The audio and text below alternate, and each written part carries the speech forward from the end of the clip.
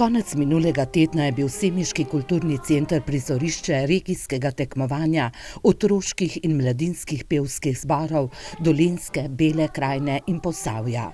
Udeležilo se ga je kar 13 zborov, na oder pa je stopilo približno 420 mladih pevcev.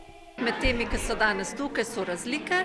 Razlike pa žirija prepozna v tem, kako so tehnično pripravljeni, kako obvladajo svoj glas, potem kakšen program izvajajo, kakšna je težavnostna stopnja in kakšna je njihova interpretacija, kako muzikalno pojejo in kako prepričljiv nastop imajo.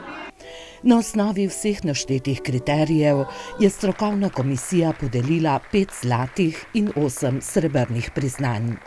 Posebno priznanje pa so podelili otroškemu pevskemu zboru Črnomaljske osnovne šole Mirana Jarca pod vodstvom Judite Ilenič, ki so ga razglasili za najboljši zbor tokratnega regijskega tekmovanja.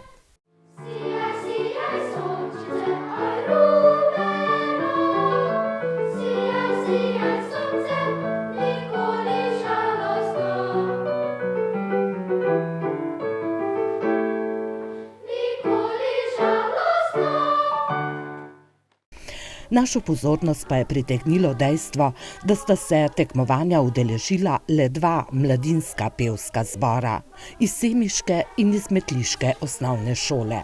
Mladinskih pevskih zborov je nasploh malo, po drugi strani pa se morajo zborovodje na tekmovanje prijaviti, torej ni avtomatična uvrstitev in potem zborovodje včasih nimajo časa, včasih so kakšni drugi zadržki, tako da ni nujno, da sta samo 2 dobra zbora mladinska, ampak enostavno ni bilo drugih prijav.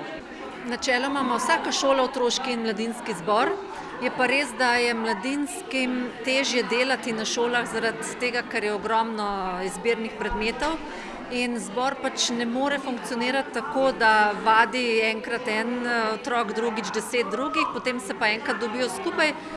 Res je težko, pravi zborovodkinja mladinskega pevskega zbora osnovne šole Metlika, vendar jim uspeva. Otroci radi pojejo, res, da se moramo prilagajati, vsi učitelji, pač to je interesna dejavnost, ne? In imamo urniki, ki so zelo natrpani, veliko interesnih dejavnosti, veliko izbirnih predmetov, ampak nekako se prilagodimo. Moram reči, da so druge regije tukaj bolj uravnotežene kot pa Dolenjska, Posavje in Bela krajina, tako da potem pa res izstopa ta predel, da so večinoma otroški zbori na tekmovanjih, medtem ko imamo v drugih regijah nekje tudi celo pol-pol.